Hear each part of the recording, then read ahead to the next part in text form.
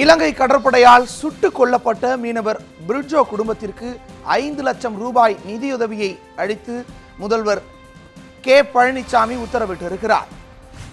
நேற்று நள்ளிரவில் ராமேஸ்வரம் மீனவர் சுட்டுக் கொல்லப்பட்ட சம்பவத்திற்கு கடும் கண்டனங்கள் எழுந்து வரக்கூடிய நிலையில் முதலமைச்சர் கே பழனிசாமியும் தன்னுடைய கண்டனத்தை பதிவு செய்திருக்கிறார்.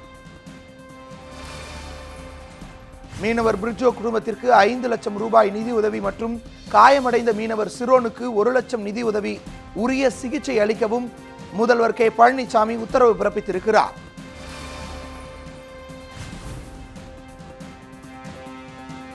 மேலும் உயிரிழந்த மீனவர் பிரிட்ஜோ குடும்பத்திற்கு முதலமைச்சர் எடப்பாடி பழனிசாமி தனது ஆழ்ந்த இரங்கலையும் தெரிவித்திருக்கிறார்.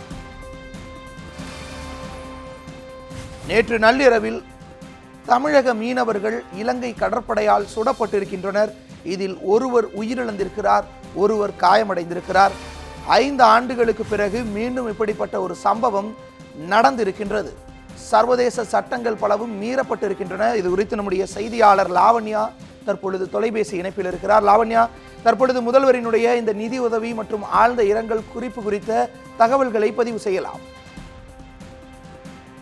ராமேஸ்வரம் பகுதி தங்கச்சி மடத்திலிருந்து மீன்பிடிக்க சென்ற தமிழக மீனவர்கள் இலங்கை கடற்படையினரால் அச்சுறுத்தலுக்கு ஆளாகி இருக்கிறார்கள். இலங்கை கடற்படையினர் மேற்கொண்ட துப்பாக்கி சூட்டில் ஒரு மீனவர் உயிரிழந்திருக்கிறார். அதே போன்று ஒரு மீனவர் படுகாயம் அடைந்திருக்கிறார். உயிரிழந்த மீனவர் பிரிட்ஜோ குடும்பத்திற்கு 5 லட்சம் ரூபாய் அறிவித்து தமிழக முதலமைச்சர் எடப்பாடி கே பழனிசாமி அந்த அறிவிப்பாணையை தற்பொழுது வெளியிட்டிருக்கிறார். அது மட்டும் இல்லாமல் காயமடைந்திருக்கக்கூடிய மீனவருக்கு 1 லட்சம் ரூபாயும் வழங்கப்படும் என்று தமிழக முதலமைச்சர் எடப்பாடி கே பழனிசாமி அறிவித்திருக்கிறார். அதே போன்று இறந்த மீனவரின் குடும்பத்திற்கு தன்னுடைய ஆழ்ந்த இரங்கலையும் அவர் தெரிவித்திருக்கிறார். குறிப்பாக நேற்று மீன்பிடிக்க சென்றிருக்கக்கூடிய மீனவர்கள் துப்பாக்கி சூட்டிற்கு ஆளாகி இருக்கக்கூடிய நிலையில் இதற்கு முன்னராகவே தமிழக முதலமைச்சர் எடப்பாடி கே பழனிசாமி கடிதம் ஒன்றை பிரதமருக்கு எழுதி இருக்கிறார். அதில் மிக முக்கியமாக தமிழக மீனவர்கள் தொடர்ச்சியாக கைது செய்யப்பட்டு வருகிறார்கள். அதே போன்று 32 மீனவர்கள் கடந்த 2 நாட்கள் கைது செய்யப்பட்டிருக்கிறார்கள். அவர்களை உடனடியாக விடுதலை செய்ய வேண்டும் என்றும், அதே போன்று மீனவர்களுடைய படகுகள் சிறைபிடித்து வைக்கப்பட்டிருக்கிறது. எனவே அந்த படகுகளையும் விடுவிக்க வேண்டும் என்றும் தமிழக முதலமைச்சர் எடப்பாடி கே பழனிசாமி மத்திய அரசிற்கு அழுத்தம் கொடுத்திருக்கிறார். அதாவது கடிதம் மூலமாக தான் இந்த அழுத்தம் கொடுக்கப்பட்டிருக்கிறது. தொடர்ச்சியாக இதற்காக தமிழகத்தில் இருக்கக்கூடிய மீனவர்கள் கடிதம் மூலமாக மட்டுமல்லாமல் பேச்சுவார்த்தைகள் மூலமாக இதற்கான தீர்வினை காண வேண்டும். இந்திய இலங்கை மீனவர்கள் மட்டுமல்லாமல் இரு நாட்டு பிரதிநிதிகளும் சந்தித்து இதற்கு ஒரு தீர்வு காண வேண்டும் என்ற கோரிக்கையை முன்வைத்து வருகிறார்கள். அதன் அடிப்படையில் தான் தொடர்ச்சியாக கடிதம் எழுதப்பட்டு வருகிறது. இந்த நிலையில் இன்று காலை அரங்கேறி இருக்கக்கூடிய இந்த துப்பாக்கிச்சூடு சம்பவம் தமிழகத்தையே பெரும் அதிர்ச்சியில் ஆழ்த்தி இருக்கிறது. ஏனென்றால் கடந்த 2014ஆம் ஆண்டு காரைக்கால் மீனவர் சுடப்பட்டார். அதனை தொடர்ந்து தமிழகத்தில் தமிழகத்தை பொறுத்தவரையில் மீனவர்கள் மீதான துப்பாக்கி சூடு என்று குறைவாகத்தான் இருந்தது. ஆனால் மீனவர்கள் மீதான தாக்குதல் தொடர்ச்சியாக இலங்கை கடற்படை மேற்கொண்டு வருகிறது. அதே போன்று மீனவர்கள் கைதும் நடந்தேறி வருகிறது.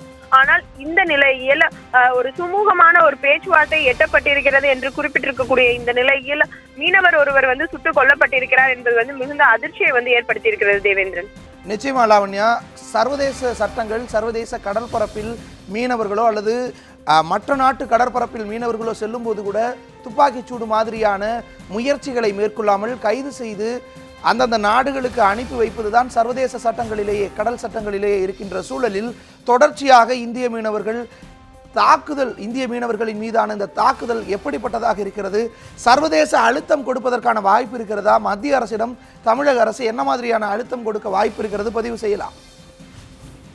தமிழக அரசு ஏற்கனவே குறிப்பிட்டிருக்கிறார்கள். அதாவது இன்று காலை செய்தியாளர்களை சந்தித்திருக்கக்கூடிய மீன்வளத்துறை அமைச்சர் ஜெயக்குமார் கூட குறிப்பிட்டிருப்பது என்னவென்றால், இது மிகுந்த அதிர்ச்சி அளிக்கிறது. இரு நாட்டு மீனவர்களுடைய பிரச்சனைகளை சுமூகமாக தீர்ப்பதற்கான பேச்சுவார்த்தையில் தொடர்ச்சியாக ஈடுபட்டிருக்கும் போது இலங்கை கடற்படை இது போன்ற ஒரு அத்துமீறலில் ஈடுபட்டிருப்பது மீனவர்களிடையே மிகுந்த ஒரு அச்சத்தையும் பயத்தையும் தான் ஏற்படுத்தி இருக்கிறது. எனவே இதனை தமிழக அரசும் மத்திய அரசும் கூர்ந்து கவனித்து உரிய நடவடிக்கை மேற்கொள்ளப்படும் என்று தெரிவித்திருந்தார். இருந்த போதிலும் தொடர்ச்சியாக எதிர்க்கட்சிகள் முன்வைக்கக்கூடிய ஒரு குற்றச்சாட்டு என்னவென்றால், இந்தியா அளவில் தெளிவான ஒரு வெளியுறவு கொள்கை இல்லை, வெளியுறவு கொள்கைக்கான ஒரு தெளிவான ஒரு சட்டம் வந்து இல்லை என்று வந்து ஒரு குற்றச்சாட்டை வந்து முன்வைக்கிறார்கள். அதற்கான ஒரு சீர்திருத்தத்தை வந்து மத்திய அரசு மேற்கொள்ள வேண்டும் என்ற கோரிக்கையும் முன்வைக்கப்படுகிறது. ஏனென்றால் தொடர்ச்சியாக இலங்கை கடற்படையினரால் தமிழக மீனவர்கள் தாக்குதலுக்கும் அதே போன்று துன்புறுத்தலுக்கும் ஆளாகப்படுவது மீனவ மக்களிடையே மட்டுமல்லாமல் ஒட்டுமொத்தமாக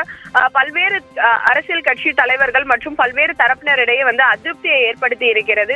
ஏனென்றால் இந்தியாவினுடைய எதிரி நாடாக கருதப்படும் பாகிஸ்தானில் கூட எல்லை தாண்டி மீன் பிடிக்கக்கூடிய சூழ்நிலை ஏற்படும் பொழுது மீனவர்கள் கைதுதான் செய்யப்படுகிறார்கள். அங்கு வந்து துப்பாக்கி சூட்டு நிகழ்வுகள் வந்து நடைபெறுவதில்லை. ஆனால் இந்தியாவினுடைய நட்பு நாடாக கருதப்படும் இலங்கையின் மட்டும்தான் எல்லை தாண்டி மீன் பிடிக்கும் பொழுதோ அல்லது வந்து இலங்கை கடற்படையினர் இந்திய எல்லையில் மீன்பிடித்துக் கொண்டிருக்கக்கூடிய மீனவர்களிடம் வந்து அத்துமீறி செயல்படுகிறார்கள் என்பது போன்ற ஒரு குற்றச்சாட்டுகள் வந்து முன்வைக்கப்படுகிறது. எனவே இந்தியா வந்து தன்னுடைய வெளியுறவு கொள்கையை வந்து தெளிவாக வந்து வரையறை செய்ய வேண்டும் என்றும் அதே போன்று தொடர்ச்சியாக இலங்கை அரசுக்கு இது தொடர்பாக அழுத்தம் தர வேண்டும் என்ற கோரிக்கை முன்வைக்க. லாவண்யா, உங்களுடைய தகவல்களுக்கு நன்றி லாவண்யா.